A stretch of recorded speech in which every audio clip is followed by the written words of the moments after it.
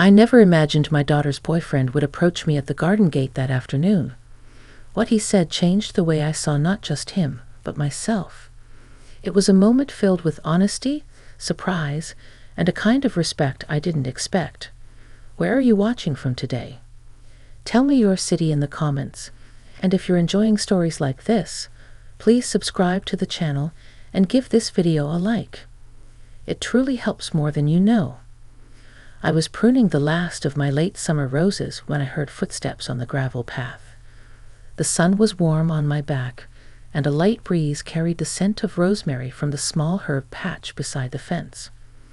I looked up expecting to see my daughter Lily, but instead it was Mark, her boyfriend, standing just outside the garden gate with his hands tucked awkwardly into his pockets. He was usually cheerful, always ready with a quick hello or a joking comment, but that day his shoulders were a little hunched, and his face held a seriousness I hadn't seen before.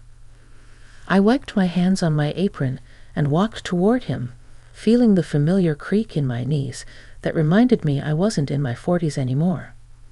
He opened the gate gently, as if he didn't want to disturb anything. I could tell he was rehearsing something in his mind. When he finally spoke, his voice was steadier than I expected. He said he needed to talk to me, not as his girlfriend's mother, but as someone he respected and felt he could trust. The words caught me off guard. At my age, you don't always expect young adults to see you as someone they can confide in. It stirred something warm in me, the kind of feeling you get when you realize your years have actually meant something to someone else. We walked slowly along the garden path. Bees hummed near the lavender, and the sunlight filtered through the branches, painting golden patterns on the ground. He told me that he'd been struggling with a decision, something he wasn't sure how to talk about with Lily yet. He didn't give details at first, just shared the weight of it, how it filled his thoughts, and left him restless. I listened, sensing the tension he carried. There was something earnest in the way he spoke, something sincere that reminded me of the conversations I used to have with my own mentors when I was younger. He wasn't asking me to take sides or solve his problem. He just needed guidance, a steady voice, someone who could understand the emotions behind what he was trying to express. As we stopped beside the garden bench, he finally admitted that he feared disappointing people, my daughter, himself, and even me. Hearing that from him touched me in a way I didn't expect. It made me think about how often we underestimate the emotional weight younger people carry, and how they sometimes need a safe place to let it out. I reassured him that honesty, even when difficult, is rarely disappointing. I told him that the courage to speak from the heart was something many adults still struggled with. He nodded, his shoulders relaxing just slightly, and I could almost see the burden easing. When he thanked me, his voice softened, and it felt like we had reached an unspoken understanding, one built not on age or roles, but on genuine human connection. And as he left through the garden gate, I realized the conversation had stirred something in me too, something I hadn't expected. A sense that life, even in its quieter years, still had surprises waiting by the path. That evening, after Mark had gone, I stood by the kitchen window watching the last bit of sunlight fade behind the maple trees. The garden looked calm again, untouched by the weight of the conversation we'd had only hours earlier. Yet inside me, something was still stirring. It had been a long time since anyone had spoken to me with such earnestness. I found myself replaying his words, not out of worry, but out of curiosity, about him, about myself, and about the changes that sneak into our lives when we least expect them. Lily came home later than usual, humming as she dropped her bag near the door. She moved through the kitchen with her usual energy, opening cabinets, checking the fridge, talking about her day as though her words were keeping time with the ticking clock above us. I listened, smiling, but I didn't mention that I had spoken to Mark. Part of me felt it was his moment to share when he was ready. After dinner, she went to her room, leaving me alone with my thoughts. I stepped out onto the porch and breathed in the cool night air. The sky was turning a deep blue, dotted with early stars. The quiet made me reflect on how life's second half can feel both settled and uncertain at the same time. We think we've seen most of what life will offer, but every now and then something shifts our perspective, opening doors we didn't realize were still there. The next afternoon, I found myself cleaning the garden path without really needing to. I kept glancing toward the gate, wondering if Mark would appear again. I scolded myself for waiting like that. After all, I wasn't expecting anything dramatic. Still, there was something in his voice the day before that felt unfinished. Just as I was gathering fallen leaves into a small pile, I heard the familiar crunch of footsteps. When I looked up, Mark was standing in almost the same spot as before, holding a small paper bag. He lifted it slightly, telling me it was a thank you gift. I waved him in, trying not to look too surprised. Inside the bag was a jar of local honey, the kind I used to buy but rarely splurged on anymore. It was thoughtful, simple, and unexpectedly touching. He laughed, a little embarrassed, saying he didn't know what else to bring but wanted to show his gratitude. His humility disarmed me, and we sat on the bench as a breeze rustled through the leaves overhead. He told me he'd thought a lot about our conversation. He still didn't go into details about the decision he was wrestling with, but he spoke more freely now. He admitted he hadn't been able to talk to anyone in his own family the way he talked to me. That kind of trust carries a weight of its own, and I felt myself growing more attentive, more present. As he spoke, the light shifted across the garden, turning everything a warm amber. It gave the moment a sense of calm importance, as if the garden itself were listening. He said he hoped I didn't find his visits intrusive. I assured him that he was welcome, and that sincerity like his was never a burden. Before he left, he hesitated, looking down at his hands.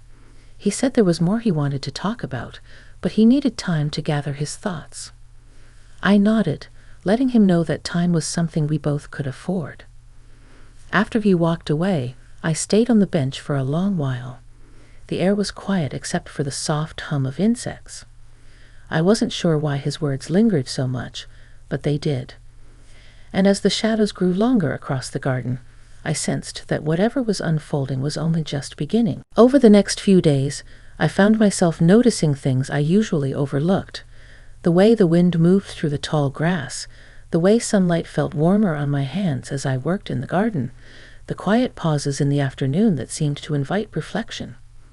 It wasn't that my life had suddenly changed. It was that I felt more awake to it. And whether I admitted it aloud or not, Mark's visits had stirred that awareness. On Thursday afternoon, while I was watering the herbs, I saw him again. This time he approached without hesitation, though his expression still carried that thoughtful seriousness. When he reached the gate, he paused, almost as if asking permission silently, and I nodded him in. We walked along the path, taking our time. He complimented the rosemary, which was growing fuller than ever, and asked me how I kept everything so healthy. I told him it wasn't anything special, just patience, attention, and a willingness to tend to things even on days when I didn't feel like it. He smiled at that, saying he wished he had more of those qualities. I could tell he had something on his mind, so I let the silence stretch until he was ready. Eventually, he spoke. He told me that the decision he'd been wrestling with wasn't just about my daughter. It was also about who he wanted to become, what kind of man he hoped to be. He said that talking to me had made him realize how much he'd been holding back from himself. His honesty had a quiet strength to it. I felt a sense of respect, the kind that comes not from age or authority, but from genuine human openness.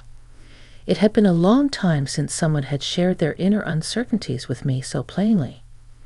He admitted he worried that Lily wouldn't understand the changes he was trying to make in his life.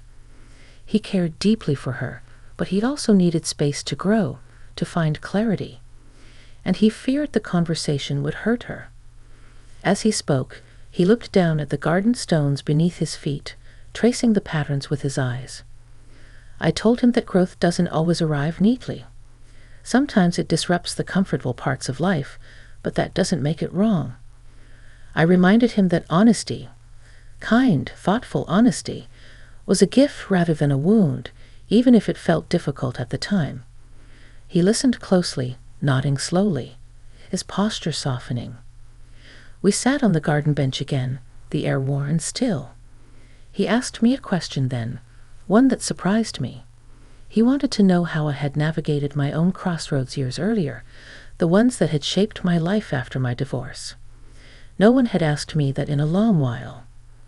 I told him the truth, that I hadn't always known what I was doing, that I made mistakes, that sometimes the path only looked clear when I looked back on it. But I also shared that trusting my own instincts, even when they felt shaky, had been the one decision I never regretted. He listened with an attentiveness that felt almost rare these days, and as we talked, I realized how natural it felt to share pieces of myself I didn't usually talk about, not because I needed to, but because he genuinely valued what I had to say. When he finally stood to leave, he thanked me again, though his voice carried a new steadiness. As he walked through the gate, he paused and turned back for a moment, as if wanting to say more but choosing to save it for another day. After he was gone, I stayed in the garden long after the sun began to dip. Something inside me felt different, hard to name, but unmistakably present. Whatever conversation waited ahead, I sensed it would shape both of us in ways neither of us yet understood. The next morning arrived with a soft gray sky, the kind that makes everything feel slower and more thoughtful. I moved through my usual routine, coffee, a quiet moment by the window, a glance at the day's chores, but my mind kept drifting back to the conversations in the garden. I wondered if Mark would return or if he had finally gathered the clarity he needed. By early afternoon, the clouds began to break, letting thin streams of sunlight fall across the lawn. I was trimming the small hedge near the gate when I heard a familiar voice calling my name. When I turned, Mark stood there again, but this time he carried himself with a calm I hadn't seen before. He stepped inside and closed the gate gently behind him, as if sealing the moment from the rest of the world. We walked to the bench without speaking, and once we sat down, he took a slow breath. He said he had finally made his decision. Not about the future in some grand way, but about the kind of honesty he needed to share with Lily, and how he wanted to move forward with more intention and courage. His voice wasn't heavy anymore. It had a grounded steadiness. He told me he had realized something important in our conversations, that respect and sincerity sometimes mattered more than certainty. He said I reminded him that listening to one's own conscience wasn't a sign of weakness, but of maturity. I felt a quiet warmth at his words. It's not often that we get to see the effect our presence has on someone else's life. For years, I had moved through my days believing my role was mostly invisible, a background support to the people I loved. Hearing him speak made me recognize that I still had a voice that mattered. He thanked me again, not with the uneasy tone he had used before, but with a clear, heartfelt steadiness. He explained that he planned to talk to Lily that evening, and that no matter where the conversation led, he finally felt honest with himself. I told him I was proud of him, and the smile he gave in return was small but full of meaning. For a moment we simply sat together, letting the quiet settle. The garden seemed to hold the calm with us, the gentle sway of the rosemary, the faint rustle of leaves, the distant hum of the neighborhood. It felt like the end of a chapter neither of us had expected to write.